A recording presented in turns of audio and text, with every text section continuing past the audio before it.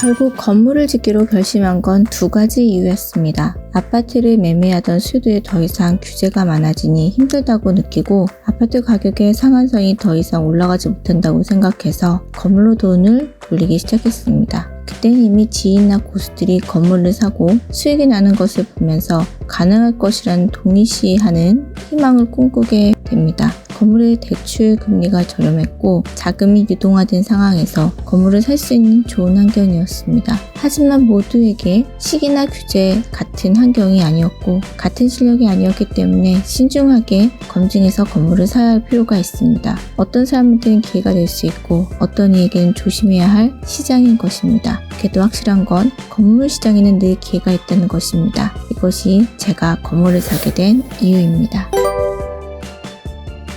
건물은 누구에게 살까요? 당연히 부동산 중개사에게 사게 됩니다. 하지만 부동산마다 전문으로 하는 분야가 따로 있습니다. 아파트, 빌딩, 오피스텔, 고급주택 등 각자의 중개사가 가진 역량이 다릅니다. 그리고 좋은 물건은 소문과 발품으로 찾아내야 합니다. 첫 번째, 책으로 지식을 얻고, 두 번째, 인터넷으로 블로그 서치, 세 번째는 유튜브 등 강의를 들으면서 실력을 갖추고 경험이 많은 중개사를 열심히 찾아봐야 합니다. 어떻게 보면 가장 중요한 요건 중에 하나이고 이것을 잘 선택해야 그 다음에 부딪히는 현실들을 순탄하게 할 수 있습니다. 중개사마다 조건이 다르겠지만 건축사, 은행, 세무사, 법무사, 시공사 등 본인들이 같이 일하고 있는 사람들이 있기 때문에 중요한 선택의 일입니다. 건물을 살 때 부동산 중개소의 중요성에 대하여 이야기해 보았습니다.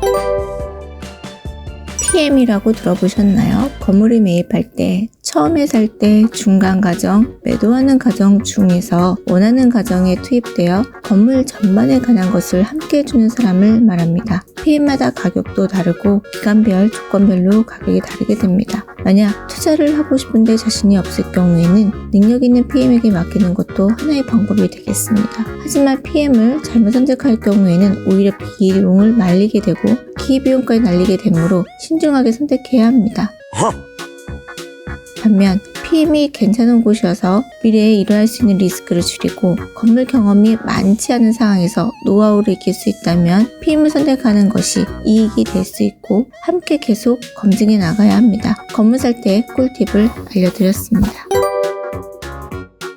은행 지점장은 아무나 만나주나요? 그렇지 않죠. 건물을 사게 되면서 신기했던 것은 은행의 지점장을 만날 수 있다는 것입니다. 대출을 많이 받기 때문에 은행의 입장에서는 중요한 고객이 되겠고 부동산 중개사가 소개하거나 발품을 팔아 더 낮은 금리와 많은 대출을 해주는 은행을 찾을 수도 있습니다. 실제 비교해보고 단 0.01%라도 이익을 높일 수 있다면 선택하는 것이 당연합니다. 그러니 은행 입장에서는 대부분 굉장히 친절할 수밖에 없고 나중에라도 또 이용할 수 있는 고객이 될 수 있기 때문에 은행에서는 중요하게 생각합니다.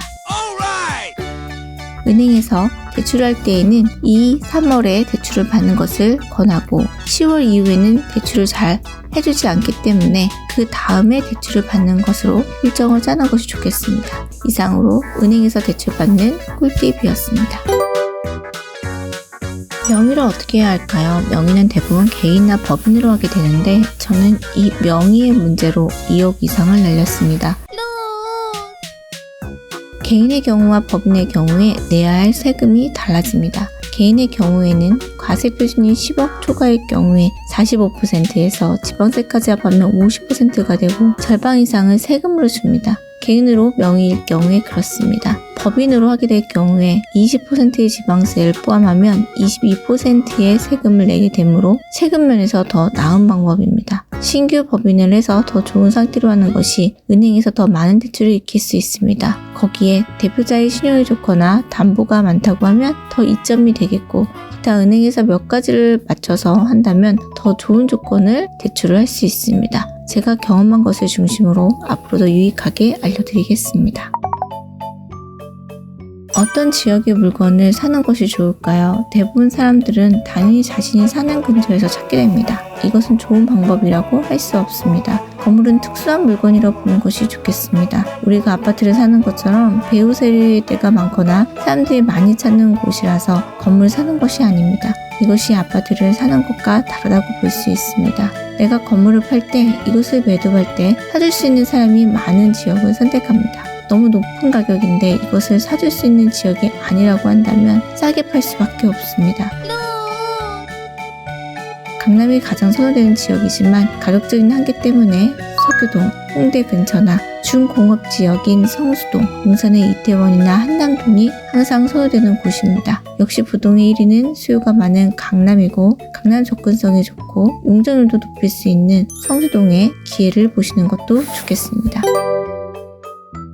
이런 건물을 사야 잘 팔립니다. 1종 주거지역이 150%, 2종 주거지역이 200%, 3종 주거지역이 250%의 용적률을 가지게 되는데요. 용적률이 더 높아질수록 층수를 높여 지을 수 있기 때문에 임대료도 매각가도 높아지게 됩니다. 상업지역의 경우에는 1조 사성권의 영향을 받지 않으므로 반듯하게 운영하게 지을 수 있습니다. 또는 오래전에 지어져서 용적률이 높은 건물을 만나게 되면 꼭 리모델링 개수선으로 진행해야 합니다. 신축을 하기 위해 부순다면 과거의 용적률을 이용할 수 없기 때문에 크게 손실을 날 수 있습니다. 따라서 과거의 용적률의 이점을 활용할 수 있다면 수익을 더 낼 수 있겠습니다. 또 북행 건물로 되어 있다면 1조 사성권의 영향을 거의 받지 않고 올라갈 수 있기 때문에 더 좋다고 할 수 있겠습니다. 따라서 산정 주거 지역이나 준공업 지역, 상업 지역, 북향인 건물을 선택하는 것이 좋겠습니다.